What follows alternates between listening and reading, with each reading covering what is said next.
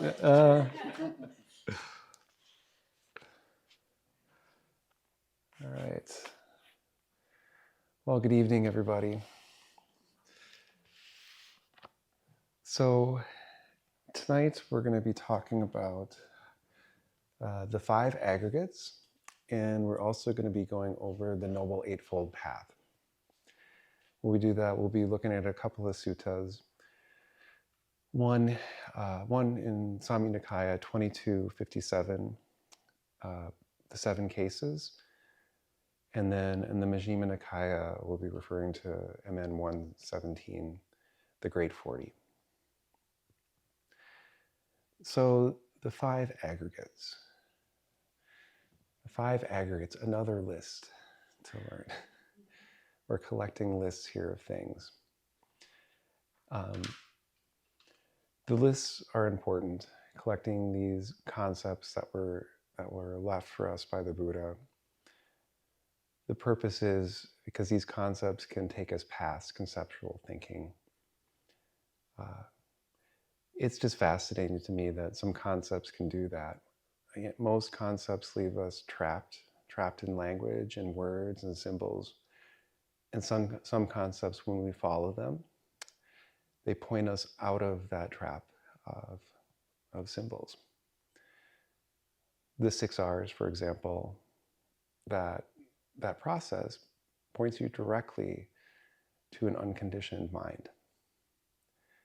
And that's what all of the Buddha Dhamma is about, is pointing you, either supporting you in preparation for, or pointing you directly out of conceptual thinking and concepts.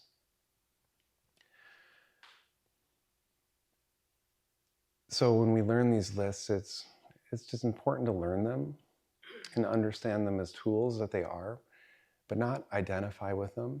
We're not building up a new worldview to identify with, a new thing to own.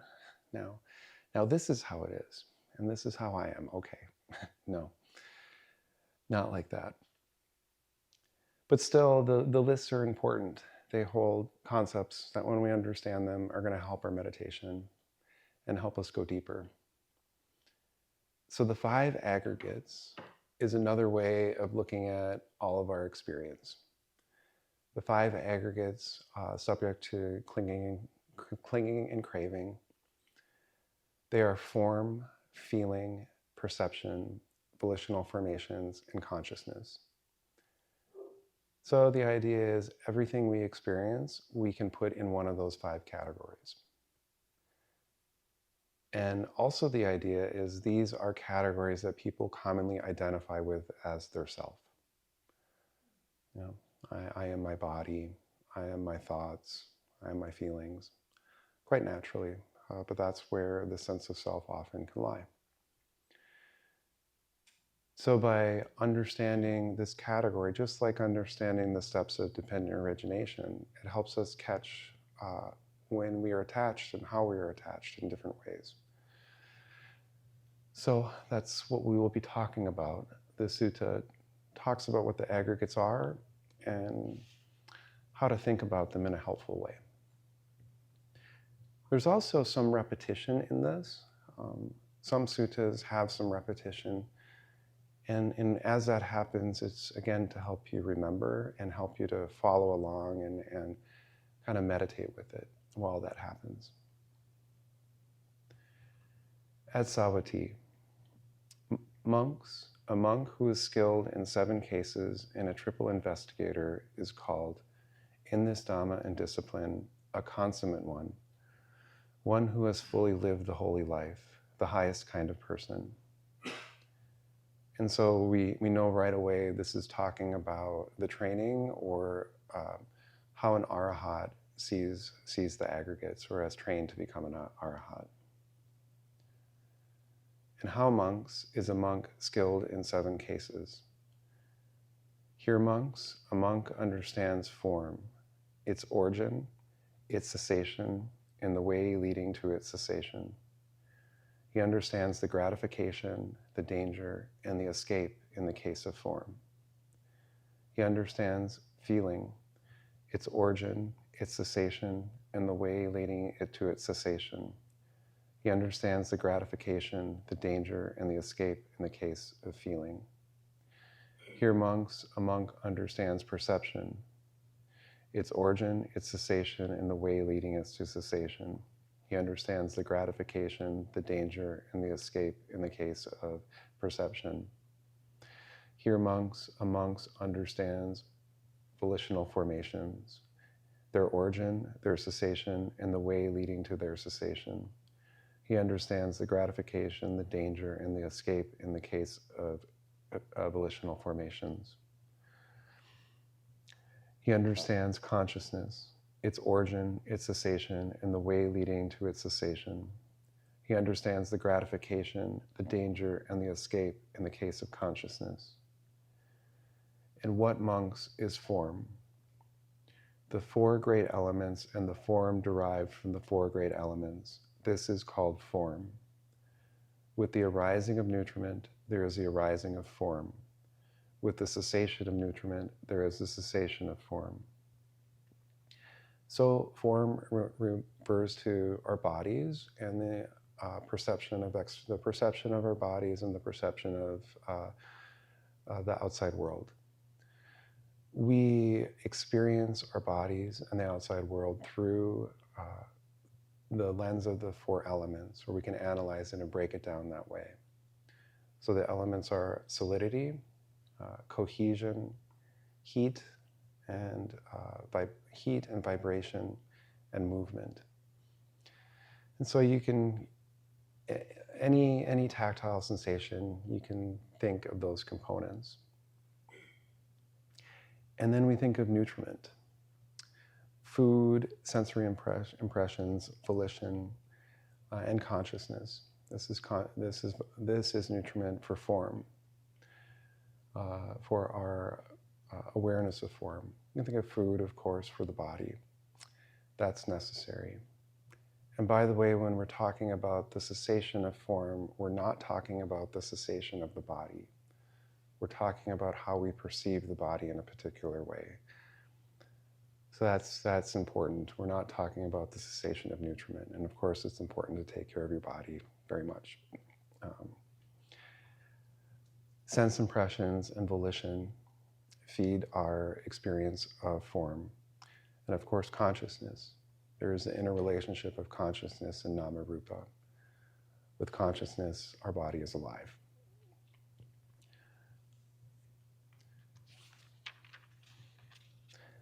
The pleasure and joy that arise in dependence on form, this is the gratification in form.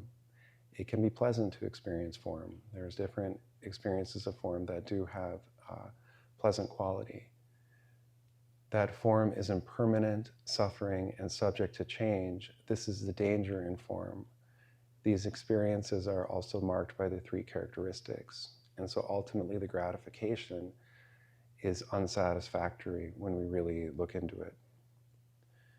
The removal of abandonment and desire and lust for form.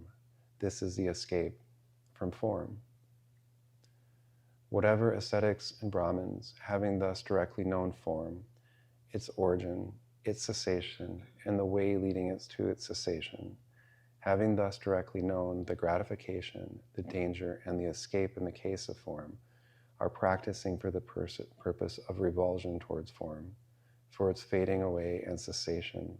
They are practicing well. Those who are practicing well have gained a foothold in this Dhamma and discipline. So revulsion is a strong word. Revulsion, I think, implies, in English, we often think of aversion with this. And we're not talking about generating aversion for the aggregates at all. Revulsion here is really referring to dispassion and what the mind does when it really is understanding the danger of form and the escape from form. As you have an experience of form that pulls you away, an itch, let's say, from your object of meditation, and you relax in siksar and come back, you're letting go of the underlying tendency for aversion and lust with that. As you do this repeatedly over and over again, as your meditation deepens, and you start seeing impermanence and more clearly, naturally. So you start seeing the rising and passing away, and let go more and more. Mind gets fed up, and then mind naturally just is done with it. And that's the revulsion we're talking about. How mind just naturally doesn't want to do it. It knows it's a hot stove. It's not going to touch it. And so it drops it. And when it drops it, in place of that is quiet and peace. And so as mind naturally, equanimity, as mind naturally develops this process and this revulsion, that's what happens. Not aversion, relief.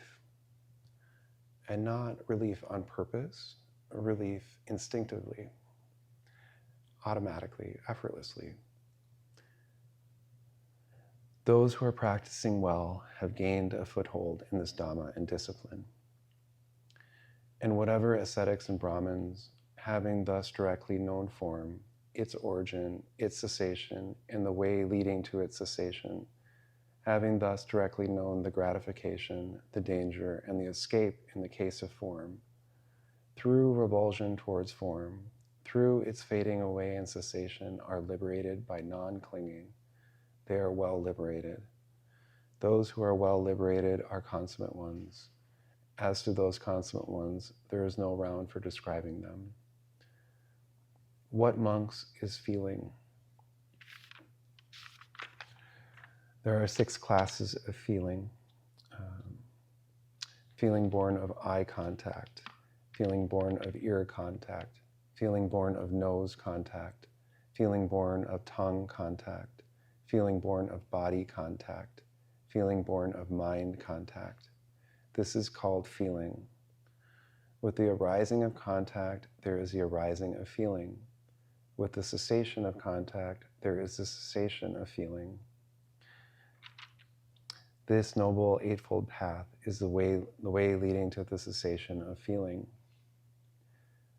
Feeling arises as contact as condition, with contact as condition. Feeling happens either as sight, taste, the 5 sense doors in mind, the 6 sense doors.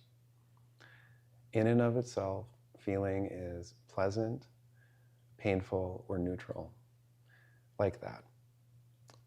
You have a touch, it's an itch, it's painful. You taste an ice cream cone, it's pleasant, in and of itself. Of course, what happens after that feeling, pleasant or painful, either we're mindful and we let go of craving, or a craving ensues one way or the other about it, if there is the underlying tendency for lust or aversion or delusion present. So, this noble eightfold path is the way leading to the cessation of feeling. So let's switch books here. I really like the Great 40 and how it talks about the Eightfold Path. So the Eightfold Path is a description of the Buddha's teachings of lifestyle and attitude and meditation, how to conduct oneself to have a successful meditation to attain Nibbana. These eight things are necessary, all to be present in order to have successful practice. What I like about the Great 40 is it differentiates mundane and super-mundane Eightfold Paths, because they are different. The mundane Eightfold Path is about sila, it's about dana, and about beginning bhavana. So it's about how you avoid causing harm to yourself and others, how you act in positive and generous ways to bring positive states, and how to practice. And then the Noble Eightfold Path is about the experience and the actions of one who has some degree of awakening. Having completed the Eightfold Path, then they now live in the Noble Eightfold Path. And after the beginning stages of awakening, develop the Noble Eightfold Path to its completion. There's a third kind of, let's go over right view. So therein, monks, right view comes first. And how does right view come first? One understands wrong view as wrong view, and right view as right view. This is one's right view. So by understanding what wrong view is and what right view is, you can begin cultivating right view. Pretty logical. And so there are at least 3 versions of right view in the suttas. So let's start with the mundane right and wrong view. At what, monks, is wrong view? There is nothing given, nothing offered, nothing sacrificed, no fruit or result of good or bad actions, no this world, no other world, no mother, no father, no beings who are reborn spontaneously, no good and virtuous recluses and Brahmins in the world who have realized for themselves by direct knowledge and declare this world and the other world. This is wrong view. At what, monks, is right view? Right view, I say, is twofold. There is right view that is affected by taints, partaking of merit and ripening in the acquisitions of the aggregates. I'll often substitute the acquisition of aggregates there, though it's not in the text. And there is right view that is noble, taintless, supermundane, a factor of the path.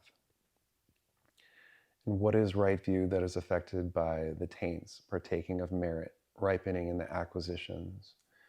There is what is given and what is offered, and what is sacrificed.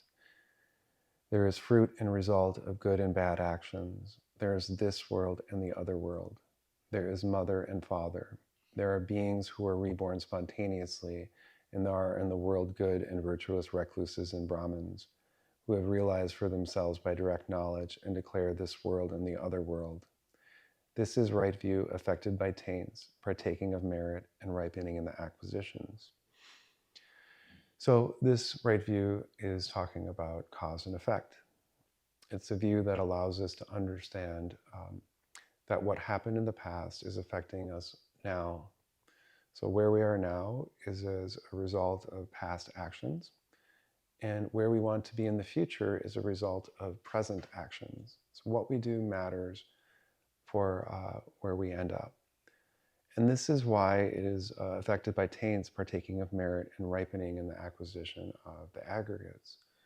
We act this way to acquire beneficial aggregates, beneficial form, beneficial feelings and perceptions, and so on. When we act this way, things are brighter in the future. And conversely, the wrong view, that also ripens in acquisitions of aggregates, but potentially dark aggregates. Not believing in cause and effect, or not understanding cause and effect. You miss the most basic ideas of dependent origination, that what you do matters, that you can do things that will affect how your mind operates in the future. And so, I mean, this may preclude the idea of morality, and it certainly precludes the idea of causes of suffering. So that is mundane right view, and then there is noble right view.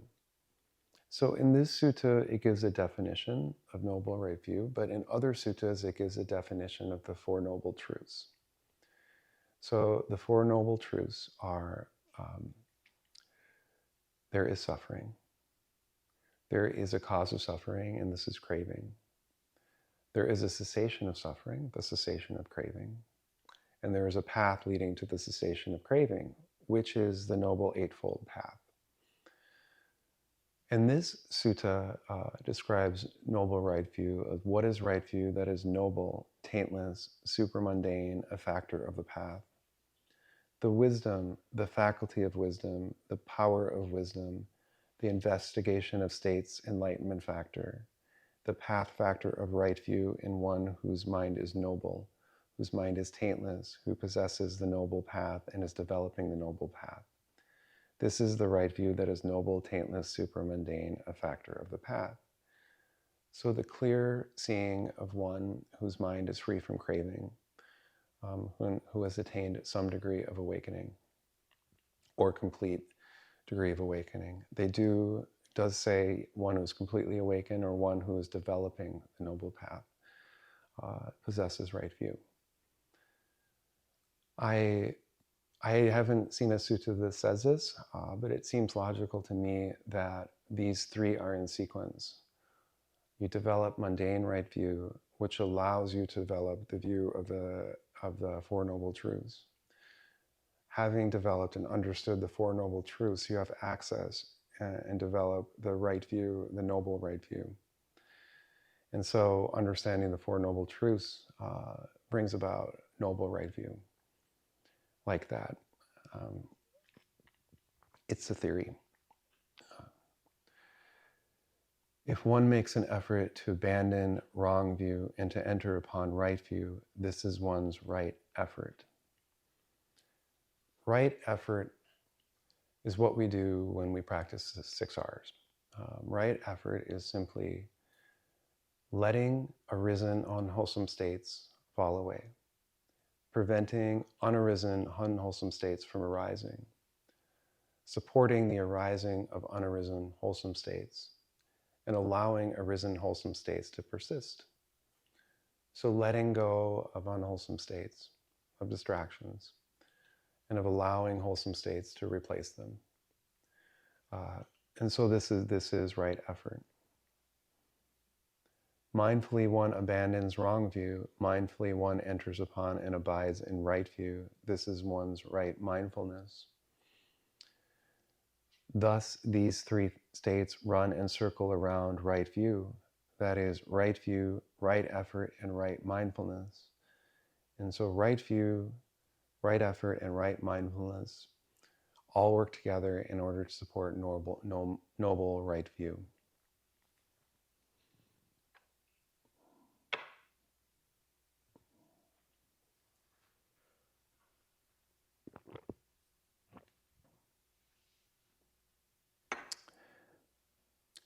Right intention.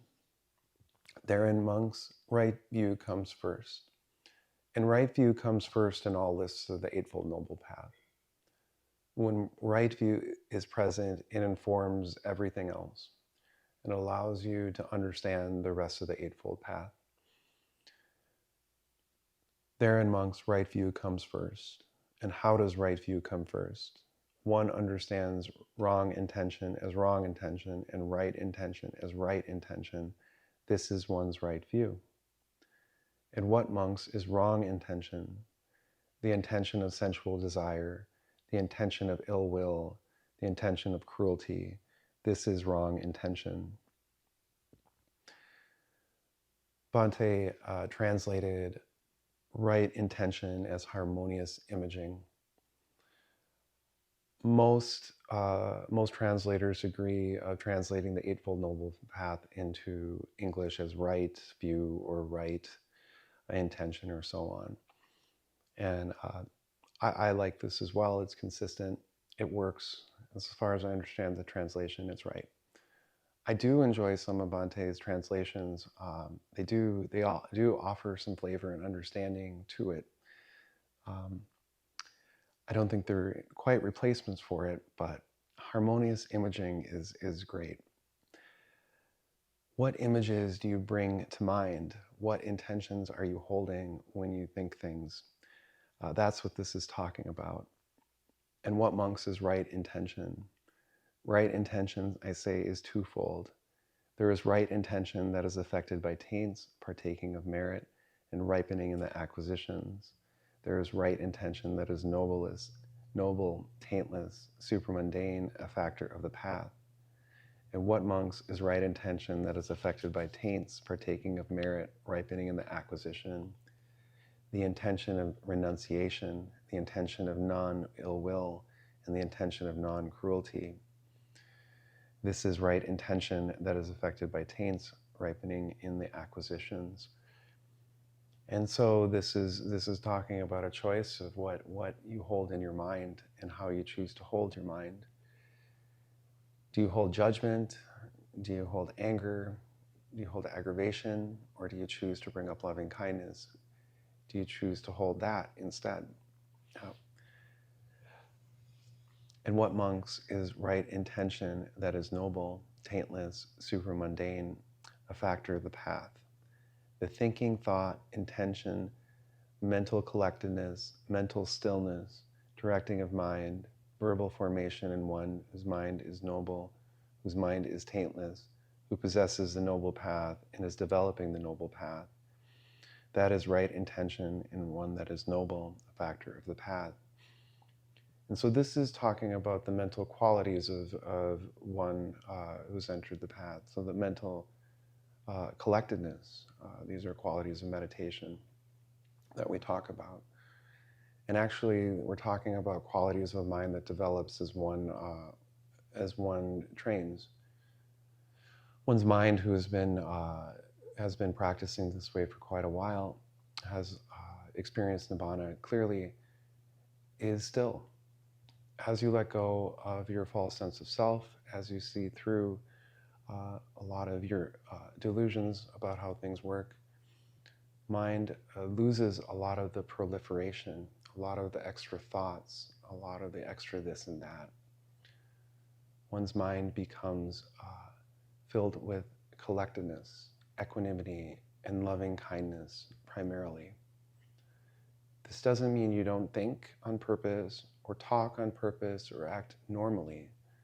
It means your default mode when you're not interacting or doing something on purpose is one of quiet, one of collectedness. And your response, seeing people and things, is of loving kindness. That's the default response, not of aversion or trying to control. And this is the case. So as we talk about letting go of self and so on in English, things that sound so strange, what we're letting go of is our mental proliferation, our defilements. And what is left is collectedness and loving kindness and equanimity, and the ability to think and act as we choose to perceive clearly and act how we want, which allows us to not have suffering and bring joy and happiness to those around us. One makes an effort to abandon wrong intention and to enter upon right intention. This is one's right effort. Mindfully one abandons wrong intention. Mindfully one enters upon and abides in right intention. This is one's right mindfulness. Thus, these three states run and circle around right intention. That is right view, right effort, and right mindfulness. Therein, monks, right view comes first. And how does right view come first? One understands wrong speech as wrong speech, and right speech as right speech. This is one's right view. And what, monks, is wrong speech? False speech, malicious speech, harsh speech, and gossip. This is wrong speech. And what, monks, is right speech? Right speech, I say, is twofold. There is right speech that is affected by taints, partaking of merit, ripening in the acquisitions. And there is right speech that is noble, taintless, supramundane, a factor of the path. And what, monks, is right speech that is affected by taints, partaking of merit, ripening in the acquisitions, abstinence from false speech, abstinence from malicious speech, abstinence from harsh speech, abstinence from gossip. This is right speech that is affected by taints, ripening in the acquisitions. So your fourth precept. Simple. And what, monks, is right speech that is noble, taintless, supramundane, a factor of the path, the desisting from the four kinds of verbal misconduct, abstaining, refraining, abstinence from them in one whose mind is noble, whose mind is taintless, who possesses the noble path and is developing the noble path. This is right speech that is noble, a factor of the path. And so this refers to keeping your sila effortlessly, One who has attained the path will keep sila without thinking about it. If they make a mistake in speech and accidentally say something incorrectly or harshly, they correct themselves as soon as they understand it, if possible. So this is talking about avoiding harsh speech. And there's another factor too, which is being generous with your speech, being generous and kind, and choosing words that are appropriate. This is also a factor of right speech. And one makes an effort to abandon right speech and to enter upon right speech. This is one's right effort. Mindfully one abandons wrong speech. Mindfully one enters upon and abides in right speech. This is one's right mindfulness. Thus these three states run around right speech, that is right view, right effort, and right mindfulness. There in monks, right view comes first. And how does right view come first? One understands wrong action as wrong action, and right action as right action. This is one's right view. And what, monks, is wrong action? Killing living beings, taking what is not given, and misconduct in sensual pleasures. This is wrong action. And what, monks, is right action? Right action, I say, is twofold. There is right action that is affected by taints, partaking of merit, ripening in the acquisitions, and there is right action that is noble, taintless, supermundane, a factor of the path. And what, monks, is right action that is affected by taints, partaking of merit, ripening in the acquisitions? Abstinence from killing living beings, abstinence from taking what is not given, abstinence from misconduct and sensual pleasures. This is right action that is affected by taints, ripening in the acquisitions. And what, monks, is right action that is noble, taintless, supermundane, a factor of the path? The desisting from the three kinds of bodily misconduct, the abstaining, the refraining, the abstinence from them in one whose mind is noble, whose mind is taintless, who possesses the noble path and is developing the noble path. That is right action that is noble, a factor of the path. And again, this refers to effortless maintenance of sila. So one naturally does this. So you can see. But did the right thing, whereas for the person who entered the path, they just naturally did, that good action or whatever it is. That's the idea. Even though it looks the same. Even though it looks the same. Exactly. And you can fully develop your sila effortlessly before you enter a path. I actually know someone who developed their generosity from their family. Very much. That's what they did, is they gave people things, and they, gave food or so on. And when they encountered the idea of generosity in the teachings, they were surprised that it was a teaching, that it was something you had to learn to do, and people didn't do that. So, yep, this can be trained, and it can be just the way you are naturally.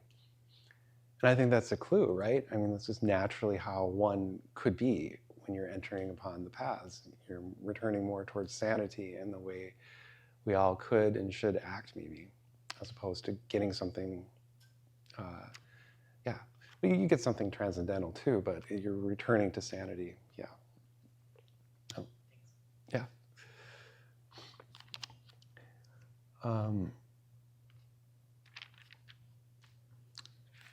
And then right livelihood. There in monks, right view comes first. And how does right view come first? One understands wrong livelihood as wrong livelihood and right livelihood as right livelihood. This is one's right view. In what, monks, is wrong livelihood? Scheming, talking, hinting, belittling, pursuing gain with gain. This is wrong livelihood. Wrong livelihood is also listed in different places as dealing in poisons, dealing in human beings, human trafficking, and causing harm, dealing in weapons. And so in general, right livelihood, I say, is twofold. There is right livelihood that is affected by taints, partaking of merit, ripening in the acquisitions, and there is right livelihood that is noble, taintless, supermundane, a factor of the path.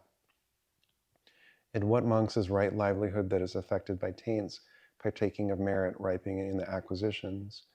Here monks, a noble disciple abandons wrong livelihood, engages living by right livelihood. This is the right livelihood that is affected by taints, ripening the acquisitions. So this is, as someone who grew up and practices in medical field, this is an interesting one to think about. In general, I say this is about not causing harm to people. Your profession should be one of not causing harm. But there's some caveats here with that too. I mean, you think about many forms of medicine. Being a surgeon, right? You're causing harm. You're cutting them, and it causes pain. But it can save their lives and improve their lives. And so there's some detail here with that. I just point that out. This doesn't mean you have to be careful with this. And you have to be careful with your intention. And conversely, you can be doing a livelihood that seems like it is doing some good for people and seems like it is providing a service, but in fact it is harming them as well. Living in culture and living in society and living in laws and rules is complicated. And so this is right livelihood can be thought of as very simple, and then we find ourselves in complicated situations as well. And so we take it as it is and do what we know internally is right as much as possible. And monks is right livelihood that is noble, taintless, supramundane, and a factor of the path. The desisting from wrong livelihood, the abstaining, refraining, abstinence from one whose mind is noble, whose mind is taintless, who possesses the noble path and is developing the noble path. This is right livelihood that is noble, a factor of the path. And so my question would be, I'd be very curious about talking to a surgeon who developed noble path, just curious how that would go with them. I suspect it would be fine. That's an intellectual proliferation there. But it's a curiosity. Now on retreat, we don't have much of a job, do we? Our job is to be here and be meditating. So your right livelihood is taken care of, except you do have a job. You have a job to smile. You have a job to smile and be with your meditation object as much as possible. That is your right livelihood, and to have as much fun as possible. And taking your smile on retreat allows you to take your smile out after retreat and allow you to bring this to your livelihood afterwards too. So one makes an effort to abandon wrong livelihood and to enter upon right livelihood. This is one's right effort. Mindfully one abandons wrong livelihood. Mindfully one enters upon and dwells in right livelihood. This is one's right mindfulness. Thus, these three states run and circle around right livelihood. That is right view, right effort, and right mindfulness. Therein, monks, right view comes first. And how does right view come first? In one of right view, right intention comes into being. In one of right intention, right speech comes into being. In one of right speech, right action comes into being. One of right action, right livelihood comes into being. One of right livelihood, right effort comes into being. One of right effort, right mindfulness comes into being. One of right mindfulness, right collectedness comes into being. Based on these, your meditation functions well. And based on these, the 6 R's is basically describing the Noble Eightfold Path and how to practice it before you have it naturally. Letting go of distractions, entering clear mind, replacing and allowing it to come up. You're training for the Noble Eightfold Path by doing the 6 R's and the right efforts. And one of right collectedness, right knowledge comes into being. So that's 9. So on the basis of the Eightfold Path, right knowledge and vision into things how they are, sounding familiar. Based on right knowledge and vision, right knowledge, right deliverance comes into being. So here we are at the end of the transcendental dependent origination. So transiting the links of transcendental and dependent origination, the Eightfold Path will serve to allow that.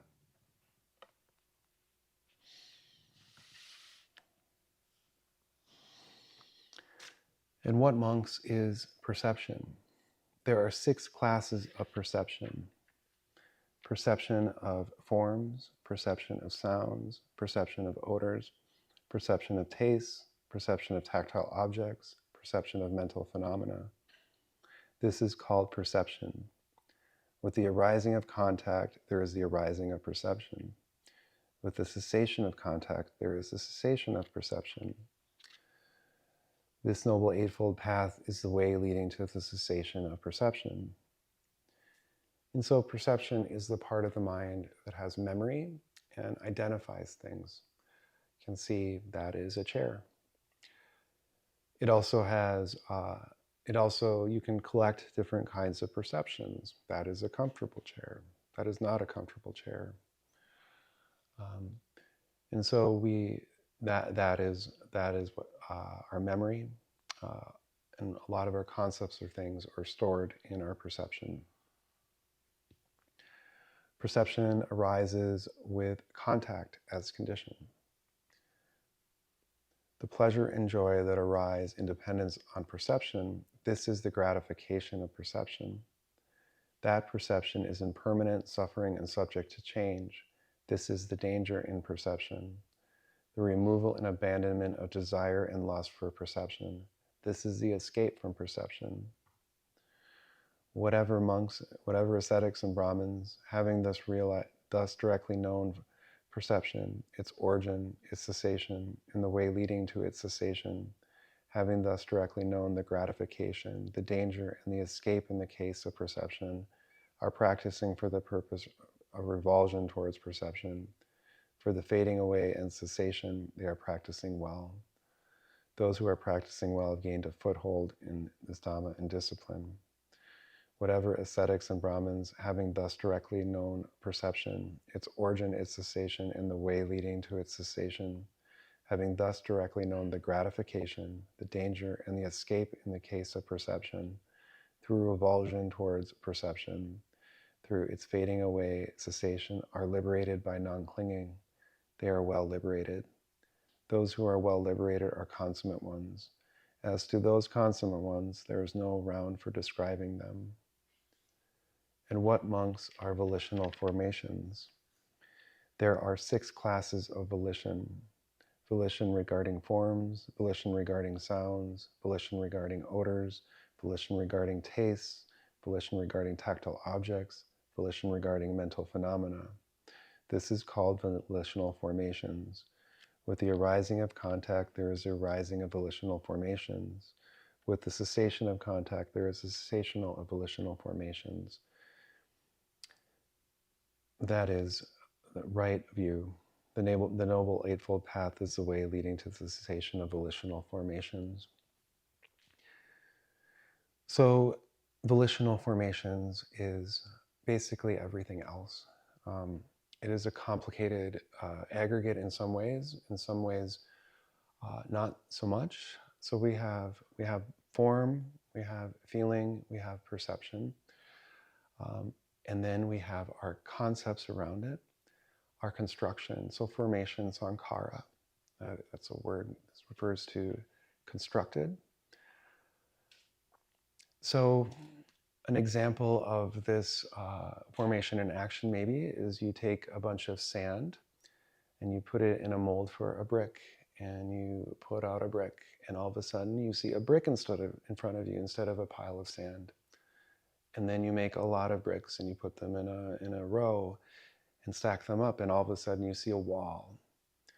Now you have a wall in front of you, and you can see this is collecting your sensory input and organizing it. And you can see this is feeding into your perception. Now you've collected and decided that is a wall, and you can remember it like that. It's your thoughts, it's your intentions, it's it's volition, things you choose to do. There's a phrase I like, but it's really it's complicated. The volition formations construct the constructed. That's what they do. Whatever the pleasure and joy that arise in dependence on volitional formations, this is the gratification in volitional formations. That full of volitional formations are impermanent, suffering, and subject to change. This is the danger in volitional formations. The removal and abandonment of desire and lust for volitional formations. This is the escape from volitional formations. Whatever ascetics and Brahmins, having thus directly known volitional formations, their origin, their cessation, and the way leading to their cessation, having thus directly known the gratification, the danger, and the escape in the case of volitional formations, are practicing for the purpose of revulsion towards volitional formations, for their fading away and cessation, they are practicing well. Those who are practicing well have gained a foothold in this Dhamma and discipline. And whatever ascetics and Brahmins, having thus directly known form, or known volitional formations, its origin, its cessation, and the way leading to its cessation, having thus directly known the gratification, the danger, and the escape in the case of volitional formations, through revulsion towards volitional formations, through its fading away and cessation, are liberated by non. So we have less thoughts, we have less perceptions. So as we let go of them, they are happening less. Like that. So, yep.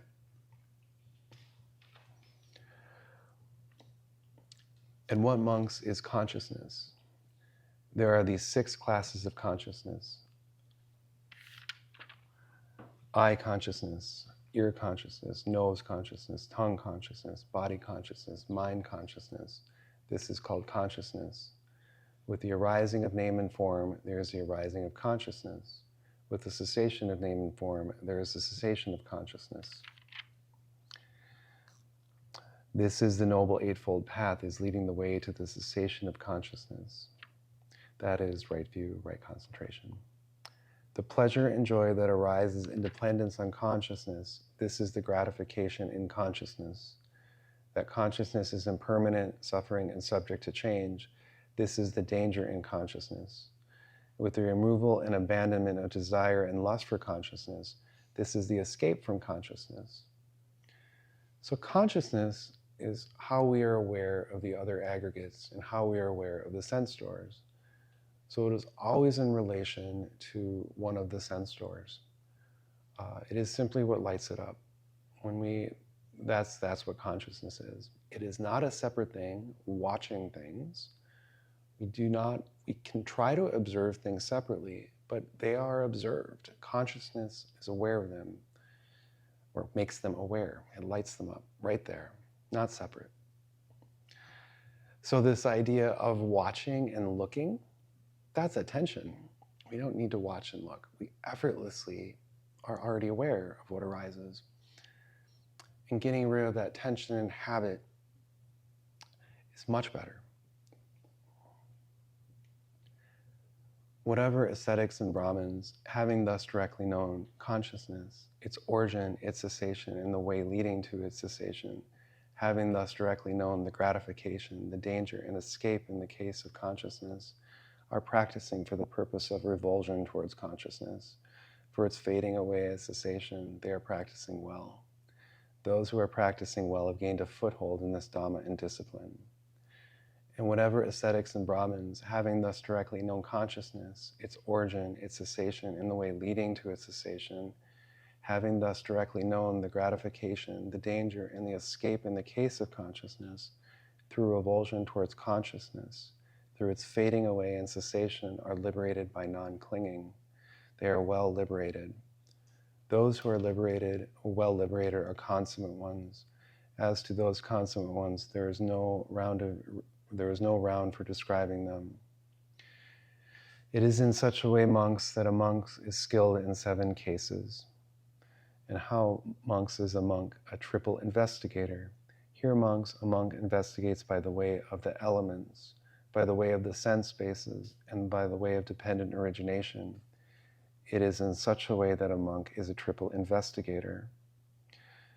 A monk who is skilled in these 7 cases and a triple investigator is called in this Dhamma and discipline a consummate one who has fully lived the holy life, the highest kind of person. So are there any questions? So if there are, Aha.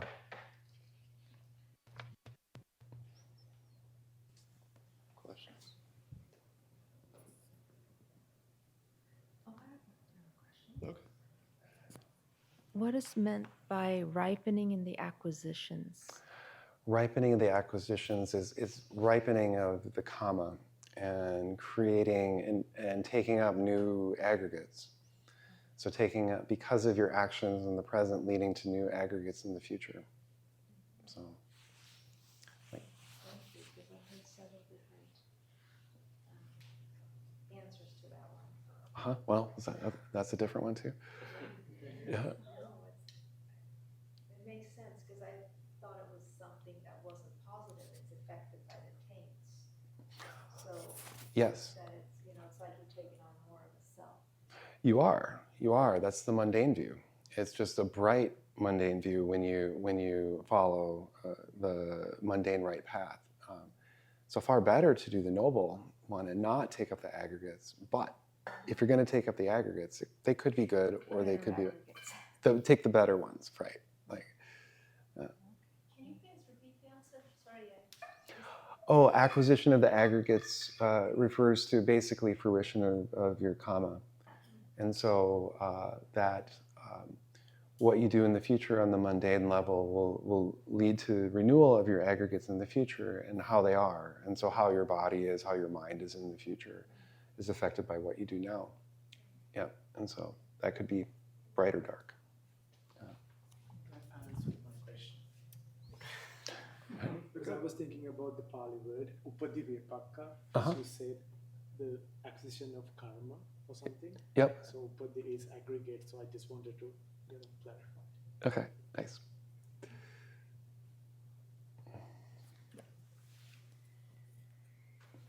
You talked about volitional formations and it as it construct the constructed. So I'm thinking of like how everything arises and passing away, and then it formed into like a phantom continuous self, and then it constructs a persona. Yep. So would that be the right example? Yeah. Okay. Yep. Okay, thank you. Yeah.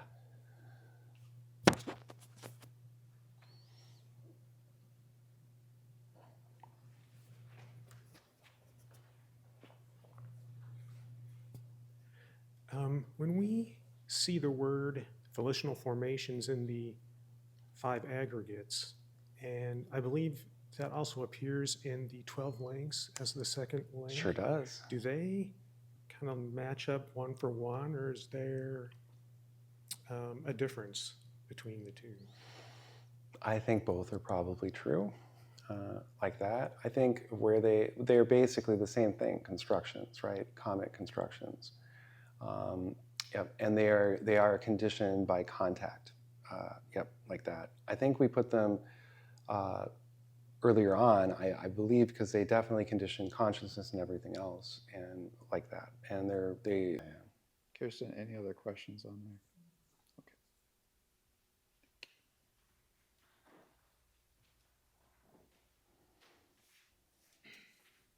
Okay. Okay. All right. Share some merit. May suffering ones be suffering free, and the fear-struck fearless be. May the grieving shed all grief, and may all beings find relief. May all beings share this merit that we thus acquire for the acquisition of all kinds of happiness.